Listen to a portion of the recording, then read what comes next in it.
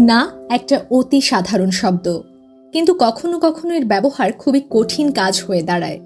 কোনো ব্যক্তি তার জীবনসাথী বা বাচ্চাদের সাথে অতি সহজেই এই শব্দ ব্যবহার করতে পারে, কিন্তু যখনই পরিবারের বাইরে কাউকে একথা বলার প্রয়োজন হয় তখন সে সংকোচ বোধ করে। কখনো কিভাবে না বলা যায় তা ঠিক করা খুবই জরুরি। কিন্তু এর অর্থ এই নয় যে আপনি সর্বদা নিজের স্বার্থের কথা ভাববেন, কখনো অপরকে সাহায্য করবেন না। কিন্তু সমস্যার সৃষ্টি তখনই হয় যখন আপনি সবার কথা রাখতে গিয়ে নিজে মানসিক চাপের মধ্যে পড়ে যান। যখন আপনি প্রকৃতপক্ষে কিছু করতে চান, শুধু তখনই হ্যাঁ বলুন। যখন কারো অনুরোধ শুনে আপনার মনে হবে যে আপনার এই কাজ করা উচিত, বা যখন আপনার মনে হবে এই কাজ আপনার জীবনের লক্ষ্য বা সফলতাকে অনেকটাই অনুকূলের দিকে নিয়ে যাবে, তখনই আপনি হ্যাঁ বলুন। না বলার জন্য ব্যস্ত হওয়ার প্রয়োজন নেই।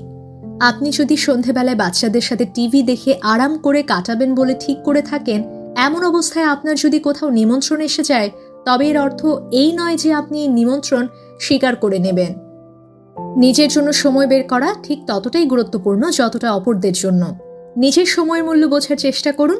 একটা কথা সর্বদা মনে রাখবেন যে যখন আপনি কোনো ব্যাপারে হ্যাঁ করেন, তার পরিবর্তে কোনো ব্যাপার না হয়ে যায়। যখনই এমন পরিস্থিতির সৃষ্টি হয়, তখনই আপনার পরিবার, ক্যারিয়ার, আধ্যাত্মবোধ প্রভৃতি গুরুত্বপূর্ণ বিষয়গুলি অবহেলিত হতে শুরু করে। উদাহরণস্বরূপ, আপনাকে আপনার বাচ্চার স্কুল সমিতির সাহায্য করতে বলা হয়। আপনি সেই সমিতির কাজে জড়িয়ে পড়ে বাচ্চাটাকেই ঠিকমতো সময় দিতে পারছেন না। একইভাবে সর্বদা চাঁদা আদায়কারীদের হ্যাঁ বলে আপনি নিজের ভবিষ্যতের সঞ্চয় পদ্ধতিকে না বলে দিচ্ছেন। একবারে হ্যাঁ বলবেন না, আগে ভাবার সময় নিন। আপনাকে যখনই কোনো কাজের জন্য অনুরোধ করা হবে, তখন আপনার হাতে কি কি কাজ আছে তা একবার ভেবে নিন। একবার একান্তে বিচার বিবেচনা করে নিন। তা না হলে আপনি সবাইকেই হ্যাঁ বলতে থাকবেন। ফলে কাজের বোঝা এতটাই বৃদ্ধি পাবে যে আপনার জীবন অসহনীয় হয়ে উঠবে। অভ্যাস করতে থাকলে না বলা সুবিধাজনক হয়ে ওঠে।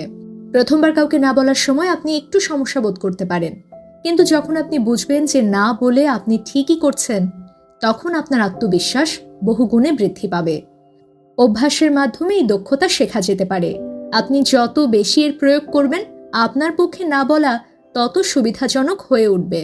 যখন হ্যাঁ বলার পর নিজের ভেতরে অশান্তি বোধ করেন, তার মানে আপনার না বলা উচিত ছিল। নিজের জন্য সর্বদা নিজের পরামর্শের উপরই ভরসা করুন। আপনার না বলার ইচ্ছা থাকা সত্ত্বেও যখন আপনি হ্যাঁ বলে দেন, তখন আপনার ভেতরে একটা অশান্তির সৃষ্টি হয়। এই অশান্তিবোধ আপনার জন্য মোটেই অনুকূল নয়। যখন নিজের ক্ষমতার প্রতি ভরসা থাকে, তখন না বলা অনেক বেশি সুবিধাজনক হয়ে ওঠে।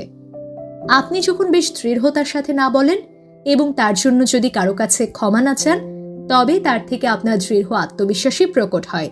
ফলে আপনার যোগ্যতার প্রতি আপনার বিশ্বাস আরও দৃঢ় হয়ে ওঠে। কিছু লোক না বলার পর সাফাই দিতে শুরু করে, যার ফলে তাদের দুর্বল আত্মবিশ্বাস ফুটে ওঠে। আপনার কঠোর বা বদমেজাজি হওয়ার প্রয়োজন নেই। না বলার বহু উপায় আছে, যেমন আমার পক্ষে এখন আপনাকে সাহায্য করা সম্ভব না, আমি সামনের মাসে এই কাজ করতে পারবো, এটা আমার পক্ষে করা সম্ভব না। বা সহজভাবে বলুন, না ধন্যবাদ। না বলার উপযোগী সূত্র। জীবনকে সুখকর করে তোলার জন্য না বলার উপযুক্ত সূত্রগুলি জানা খুবই জরুরি। নিম্নে সেই সূত্রগুলি সম্পর্কে আলোচনা করা হলো। 1. সংক্ষেপে বলুন। সংক্ষেপে নিজের উত্তর দিন এবং সরাসরি বলুন। নিজের জবাবের জন্য কখনোই সাফাই দেওয়ার চেষ্টা করবেন না। 2. ভদ্র ব্যবহার করুন। অনুরোধকারী ব্যক্তিকে না বলার সময় ভদ্রতা বজায় রাখবেন, যেমন আমার বলতে খুবই খারাপ লাগছে, কিন্তু আজ আমি আপনার সাথে ডিনারে যেতে পারবো না, আমাকে আমন্ত্রণ জানানোর জন্য ধন্যবাদ। 3. নিয়ন্ত্রণ রাখুন। শান্তভাবে সরাসরি না বলুন এবং অনুরোধকারীর প্রতি সহানুভূতি দেখান। 4. সততা বজায় রাখবেন। অসম্মতি জানানোর সময় সততা বজায় রাখলে খোলাখুলিভাবে নিজের পক্ষে কথা বলতে পারবেন। ফলে সামনের ব্যক্তির প্রতিও একটা অনুকূল প্রভাব পড়বে। 5. না বলুন ও এগিয়ে যান। অনেক সময় অনুরোধকারী না শোনার পরেও চাপ দেওয়ার চেষ্টা করে, যার ফলে একটা ভ্রমের সৃষ্টি হয়। এমন অবস্থায় না বলে এগিয়ে যাওয়াই শ্রেয়। 6. অভ্যাস করুন। আপনি যা বলতে চান আয়নার সামনে দাঁড়িয়ে তা বলার অভ্যাস করুন। এই অভ্যাসের সময় এই পরিস্থিতির কল্পনা করুন যখন আপনি কাউকে না বলবেন। না বলার 5টি টেকনিক। 1. সহজ সরল না। এই টেকনিকের উদ্দেশ্য হলো ক্ষমা না চেয়ে না বলা। সামনের লোক যদি কোনো সমস্যায় পড়ে, তবে আপনি সেই সমস্যা নিজের উপর আসতে দেবেন না। এক্ষেত্রে সহজ সরল না খুবই প্রভাব সৃষ্টি করতে পারে। উদাহরণ, না না আমি করতে পারবো না। 2. অনিশ্চিত না। এই টেকনিক অনুসারে বর্তমানের অনুরোধ এড়িয়ে যাওয়া যায়, কিন্তু একেবারে না করে দেওয়া যায় না। এটা একেবারে না হয়ে যায় না, ওই বিষয়ে পরবর্তীকালে আবারও কথা উঠতে পারে। যদি আপনার মনে হয় পরবর্তীকালে আপনি অনুরোধ রাখতে পারবেন, তাহলে এই টেকনিকের ব্যবহার করতে পারেন। উদাহরণ: আমি আজ রাতেই চিঠি পাঠাতে পারবো না, কাল সকালে পারবো। 3. বিচার বিবেচনা করে বলা না। এই টেকনিক অনুসারে অনুরোধের ভাব বুঝে বিচার বিবেচনা করে না বলা যেতে পারে। এইভাবে কোনো অনুরোধের ক্ষেত্রে একেবারে না করে দেওয়া যায়, যার ফলে পরবর্তীকালে এই কথা ওঠার প্রশ্নই আসে না। উদাহরণ: আমি জানি যে এই চিঠিটা খুবই জরুরি, কিন্তু আমি আজ রাতে পোস্ট অফিসে যেতে পারবো না। 4. বিকল্পিত না। এই নায়ের মানে কথাবার্তা সেখানেই শেষ হয়ে যায় না, এই বিষয় নিয়ে ভবিষ্যতেও আলোচনা করা হতে পারে। যখন আপনার মনে হবে যে আপনি কোনো কাজ করতে পারবেন, অথচ সময় নিয়ে আপনার ভেতরে অনিশ্চয়তা থেকে যায়, তখন আপনি এই টেকনিকের ব্যবহার করতে পারেন। উদাহরণ: আমি কি অন্য কোনো সময় আপনার কাজ করতে পারি? 5. কারণ সহ না।